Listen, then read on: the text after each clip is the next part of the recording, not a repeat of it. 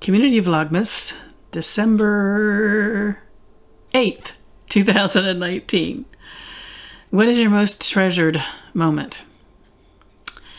I don't know what happened to the rest of you when you came upon this question.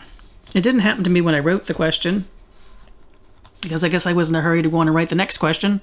I did need to come up with 31 of them, after all.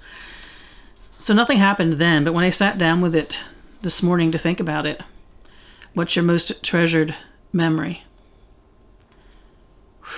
I was overwhelmed with them. Something interesting happened in that those memories weren't always beautiful or gentle or sweet moments. They were just powerful moments. And I realized maybe I've finally gotten old enough that I'm actually treasuring all the moments. I was really overcome with this one, honestly. Visions of time spent with those who are no longer with us, time spent with loved ones, time spent in nature. Wow. I was kind of blown away by this experience.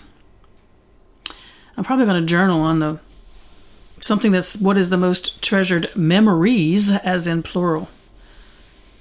I was kind of surprised by the one in the end that's the one that I wanted to stay with the longest. Maybe it's because we have two very senior citizen dogs in our house at the moment. You know how you start treasuring every moment with them could be your last moment with them? Yeah, we have that with humans too. But when you're someone like me who's probably had a dozen or more dogs in her life, 2 or 3 at a time always, and they've just been this revolving cast of beauty that's moved through your life, I'm so in tune with the fact that Ernie and Bogey aren't going to be around for too much longer. I swear I could just sit on the couch with them, never get off the couch with them, and spend every moment of what's left with them. But my treasured memory, it's not of the time spent with them, but it is, and it might seem sad, but it was absolutely beautiful. It's my last moment with Emmett. Some of you know Emmett because you know me in person. Emmett was my familiar for, I think he was 14 when he passed. He was a pit bull Doberman mix. I got him at a farmer's market when I had gone to get tomatoes one day. I came back with him instead.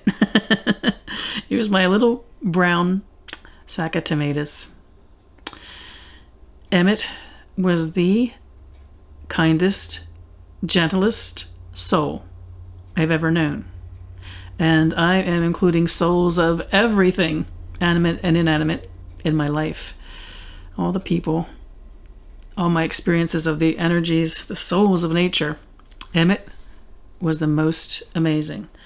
I didn't intend for him to be a familiar, and I wasn't looking for one. I'd actually never had one.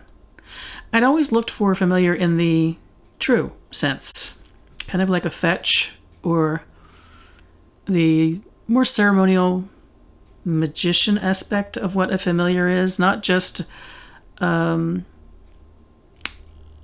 beast you felt aligned to, but a familiar in the true magical sense. So I call Emmett my familiar, but I don't even know. I wonder what the word might have been. Maybe working partner would be a good thing. I've never thought of that until this very moment. I could not meditate. I could not do ritual without Emmett. He could be outside or in some far corner of the house, and if I settled down, he would feel the energy, and he had to come and lay with me. He always laid along the length in front of my altar, stretched out his body. He was a big boy, probably about a 60, 65-pound dog in his healthy years. And he had to be present whenever I did group ritual in my house. If you came to visit, he had to be present, and that could be interesting because his appearance put those who are not dog comfortable ill at ease at first, and then before they knew it, he had this habit. He would come up to you and he'd sit and kind of lean a little bit more, a little bit more, a little bit more, and then his head would go back and he would just roll his eyes at you. And I had people who were quite uncomfortable with dogs who would find themselves scratching his head within 10 minutes. His present in energy was like a centering of what was happening. a calming down of what was happening. Definitely a grounding energy. My most treasured moment is going to seem like a terribly sad moment, but it wasn't. It was absolutely beautiful. I said not sad, and now I'm going to cry.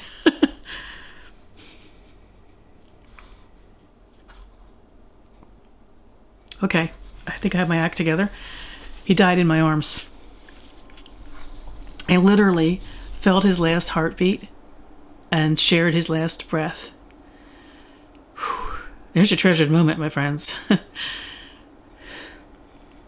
It was about him, but it was also about mystery and beauty, and I felt him leave his body. Opened up the possibility to me to explore other experiences I've had in death, where the essence of who we are separates from our physical body. And comfort of knowing that at some point in the journey I'll be reunited, whatever my essence is, with the essence, not only of Emmett, but of those who I've loved who have passed. My treasured moment was lying on the floor with that big old boy and breathing his last breath with him. I got through this better than I thought I would, folks. You know, I'm a big crybaby. I think I did pretty good sharing this. I wish you all mirth and reverence. Merry part.